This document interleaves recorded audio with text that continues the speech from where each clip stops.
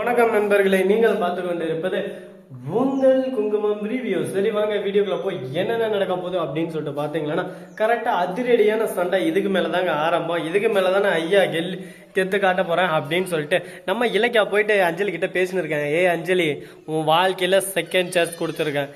இதுக்கு மேல சான்ஸ்ன்ற வார்த்தையே உனக்கு இல்லை. இதோட நீ தொலைஞ்ச. இதை நல்லா புரிஞ்சுக்கிட்டும் வாழ்க்கை நல்லா இருக்கும். இல்லை உன் வாழ்க்கை ஒரேடியா அழிஞ்சு போயிடும் அப்படின்னு சொல்லிட்டு மிரட்ட ஆரம்பிக்கிறாங்க.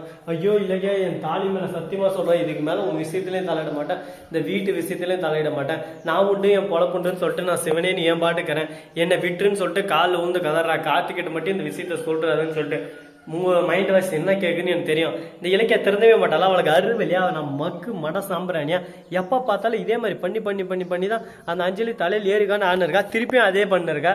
இவ்வளோ யாரா புள்ளைய பார்த்தாங்க, சரியான தொல்லையே போய் தொட்டுக்கிறாளே அப்படின்னு சொல்லிட்டு உங்கள் மனசுல தோணுது. அது எனக்கு காதுக்கு நல்லா அப்படியே குயின்னு கேட்குது ஒரு பக்கம். அதையும் நானே சொல்லி விட்டுறேன்.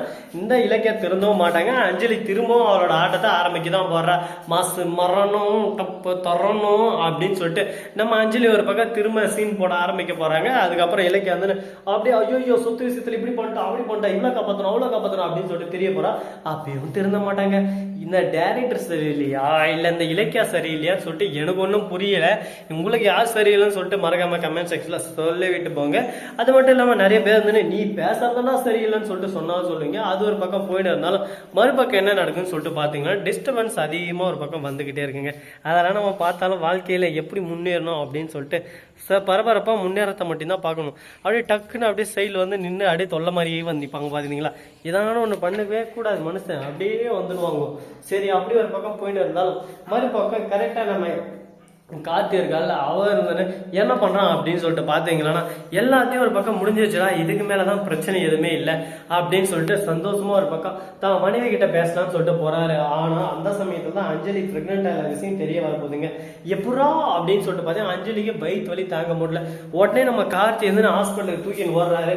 அந்த சமயத்துல அஞ்சலி எதுவும் கவனிக்கவே இல்லை, அந்த பிரெக்னன்சி இதை பத்தி யோசிக்கவே இல்லை. பிரச்சனையெல்லாம் முடிஞ்சதுல ஹாஸ்பிட்டல் தூக்கின்னு போயிட்டு உடனே நார்மல் வயிற்று வந்து ஒன்றும் இல்லை பீரியட்ஸ் ஆகிருக்கும் அப்படின்னு சொல்லிட்டு சொல்றாங்க. உடனே நம்ம ஜானகி இருந்து ஐயோ டாக்டர் என்ன பேசுறீங்க, அவ முழுகாம இருக்கா அப்படின்னு சொல்லிட்டு சொல்ல உடனே என்ன சொல்றீங்க அப்படின்னு சொல்லிட்டு அவங்க ஒரு பக்கம் ஷாக் ஆகிட்டு அப்படியே சும்மா அதிர்ச்சியில் உறைஞ்சு போயிட்டு இருக்காங்க. இதெல்லாம் எங்கே போய் முடிய போகுதுன்னு சொல்லிட்டு தெரியல. பிரச்சனை ஒரு பக்கம் இந்த அளவுக்கு மேலும் மேலும் வளர்ந்துனாங்க போகும் அப்படின்ற மாதிரி தான் ஒரு பக்கம் போயின்னு இருக்கு. சரி இப்படியெல்லாம் ஒரு தருணம் போயின்னு இருந்தாலும் மறுபக்கம் கரெக்டாக மாசு மரணமாக தட்டி தூக்கிட்டு அந்த பிரச்சனை ஒரு பக்கம் முடிவுக்கு கொண்டு வராங்க. அது மட்டும் இல்லாமல் கெத்தம் சீனா ஒரு பக்கம் நின்று இருக்காங்க தெரியுதோ அப்படின்னு சொல்லிட்டு தெரியுது நல்லாவே. சரி இப்படி ஒரு பக்கம் போயின்னு இருக்க. மறுபக்கம் கரெக்டாக நம்ம எஸ்எஸ்கே இருக்காங்க. அவர் தானே சொத்தை எப்படி அடிச்சு பிடுங்கிறது, அடுத்தவன் சொத்தை அடிச்சு பிடுங்கணும், அதெல்லாம் நம்மளுக்கு நிம்மதி. நாம் என்றைக்குமே முன்னேறக்கூடாது, அடுத்தவன் அடிச்சு பிடிச்சி தான் முன்னேறணும். அதுக்கு பிறகு தான்டா முன்னேற்றம் முன்னேற்றம் அப்படின்னு சொல்லிட்டு ஒரு பக்கம் சொல்லுவாங்க. அது போல தான் இங்கேயும் ஒரு பக்கம் நடந்துன்னு இருக்கு.